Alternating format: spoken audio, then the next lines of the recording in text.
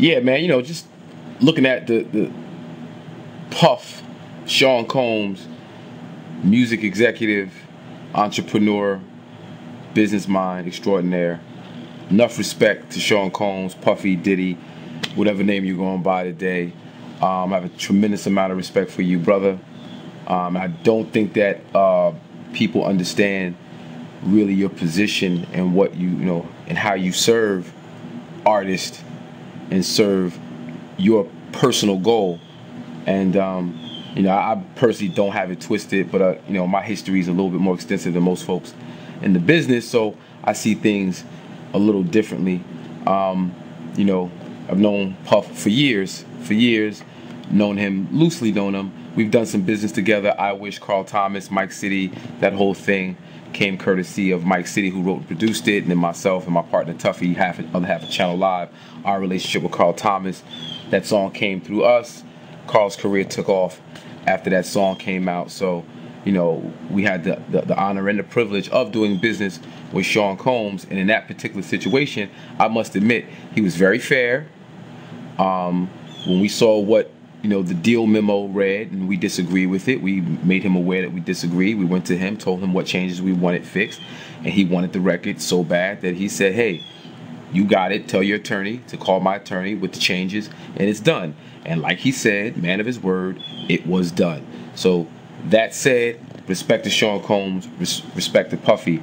From what I hear, now mind you, this is second, third-hand information because I'm not in these artists' deals. I don't know what's in their deal. I don't know what's in their contract. You just hear what goes on Hot 97 when they go up there to do their interviews, or you hear what's going on in the street and the different rumors and this, that, and the third. And the gist that I get is that Puffy, Sean Combs, Bad Boy Entertainment was so huge that when you're an aspiring artist who just wants to get on, a lot of times you don't do your due diligence, you don't read your contract, all you think of is the advance.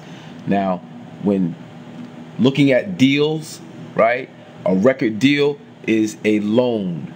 It is a bank loan. That's all it is. When an artist signs for $1.5 million, that 1.5 does not go in the artist's pocket. That 1.5 is dedicated to produce and execute the project. Now, out of that 1.5, the artist may or may not get in advance, right? The money gets turned over to the production company or the artist, and out of that, you may get in advance, all right? It's a piece of the entire deal. But if you're not on your business, you think that that money is your money. It's not your money. It was loaned to you so you would execute a project that would then be sold, and after you recoup the initial money dedicated to the project, you get a small percentage of the profit after.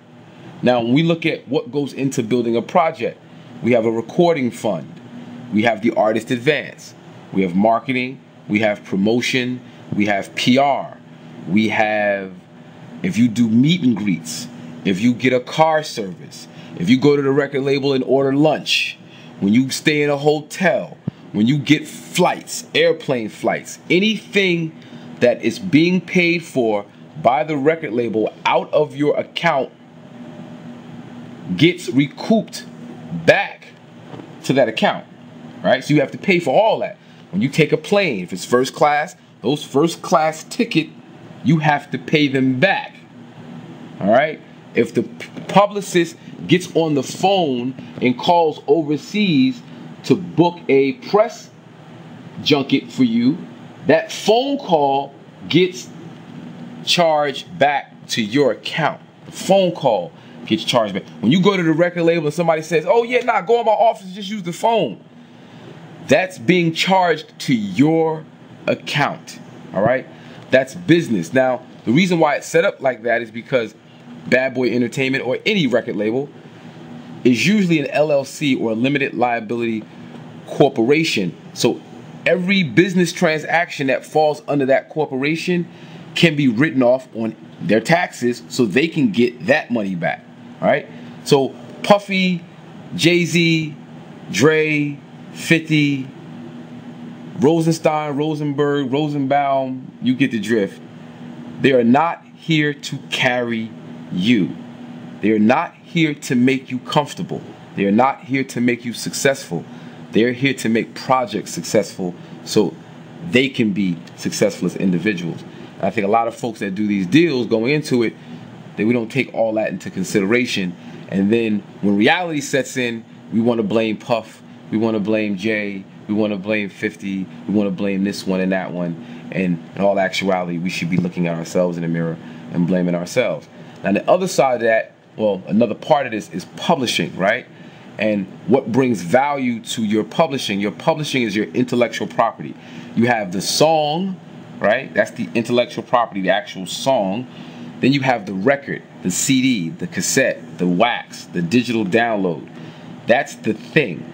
The thing is being sold, but the intellectual property is something separate. Now, everybody I know raps. I grew up, you know, that's what we do. We rap. That's the culture that we're in. Rapping is a part of our culture. Everybody got bars, but not everybody's making money, right? So if a person like Puffy sees something in you and he extends his value in terms of his relationship, his cosign, if he extends that to you, he is now adding value to your intellectual property or your song that he should be able to recoup. Why should I make you hot and not be able to recoup the value off of my investment? Which if I take the time, energy, effort, my brand, my name, and I'm going to extend it over to you so that you can go sell 1 million albums, then I should be able to recoup some of that value off of it. And that's why Puff might ask for some of your publishing, because that's a way that he can recoup some of the value that he's extended to you through that intellectual property. So understand when you are doing things or you want to get on, like, yo man, I'm just trying to get on. I'm just trying to get on. Well, there's a price to getting on. And that price might be some of your publishing.